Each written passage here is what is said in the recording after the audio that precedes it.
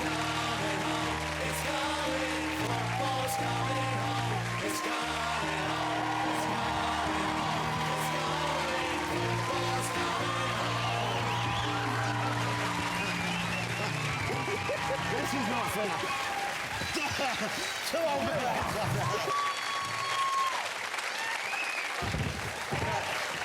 Get out. Bad boy. Sit down there. Hello, Johnston. Lineker, you've been waiting about 14 years to do that to me, haven't you? Yes. Oh, Like the good old days. Think it's all over again. Well, it's good to see you. Wow. Ladies and gentlemen, doesn't Gary Lineker look fantastic? For a man in his early 60s to look as good as you... Can I say, too, how well you look for someone so unathletic? So, how's it going? You're looking for... You must be, I'm sure. Excited, thrilled about the World Cup?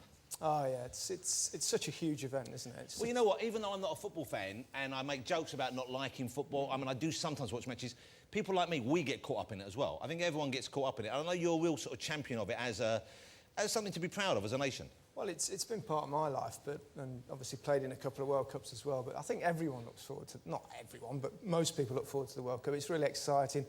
We'll get all excited about England's chances, and then we'll probably get disappointed in the end. You shouldn't even be saying that, should you? Well, we don't know, do we? Maybe this time. I don't know, this time we don't seem to be quite so euphoric about. Well, I spoke to some people who know about football, and I said that kind of thing because I've grown up, you know, not expecting us to win, and it's not just because you were captain. I mean, over the years,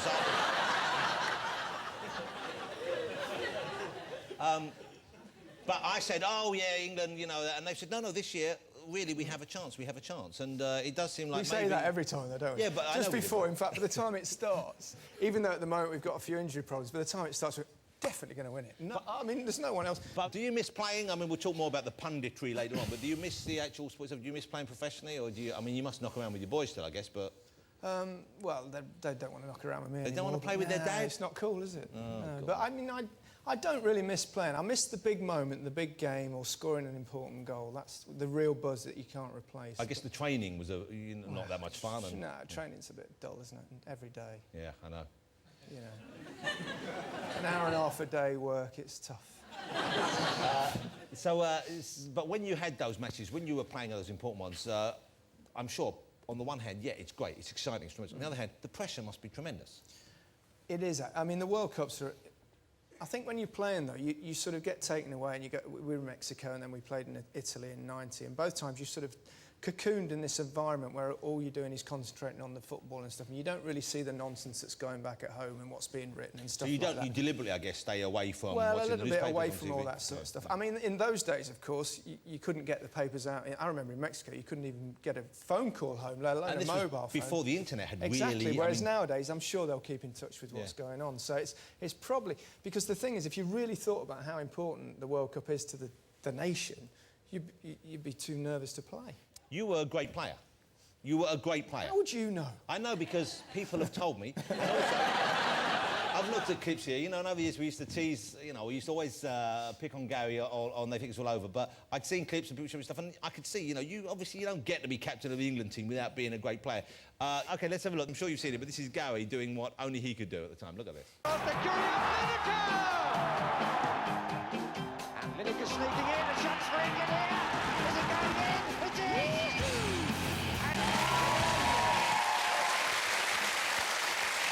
I remember when you came back and you were like a national hero after... Yeah, it was nice to see without the grey hair. That kind of thing, that aspect of your life, being at the very top of your game like that, is that something that, at the time even, you're aware it only has a short period at the time? Are you sad about knowing it's going to end, or how can you prepare for that kind of inevitable end? Because it comes very early, it's very young.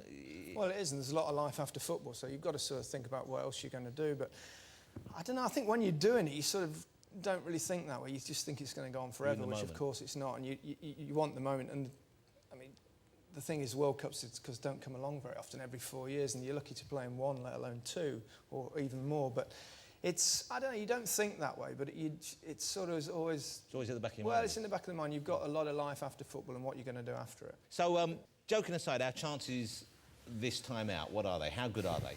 I'm certainly not one of the favourites. I think it's a big ask. I think because Spain are really very good.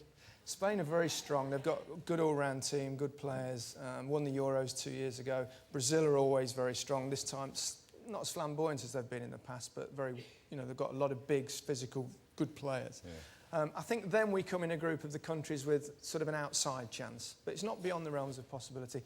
We need to keep our players fit. The last few championships, we've always lost one of our star players. Yeah, the big, Yeah, but this time, so far, so good. Wayne Rooney is key to it now. And we've made jokes about Wayne on the show. Of course we have, because he's a big figure in the news, but he's a brilliantly gifted, talented young man, and he's a real team player as well, isn't he? But without him, if we don't have him play, then we're screwed. Would that be right? I would say our chances would diminish drastically. So imagine the pressure that's on him right now, then.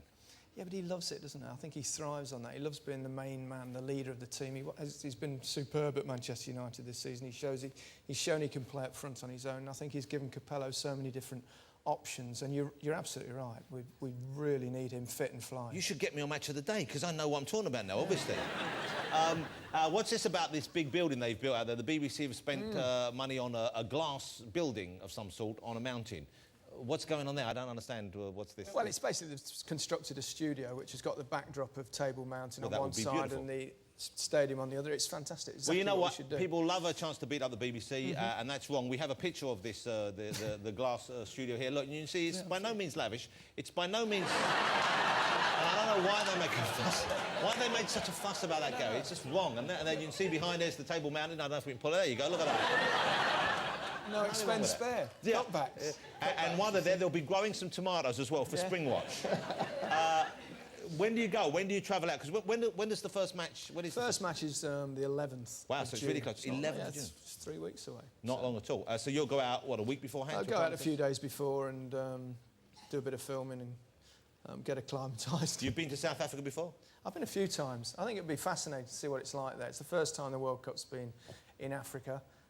You expect it'll be colourful and noisy and vibrant, so it should be. Well, they love their football as well. It's a big game in most of Africa, isn't it? Well, it's a huge sport in Africa, especially Black Africa. Yeah, so I think it'll be interesting to see the effect it has overall and how it's perceived over there.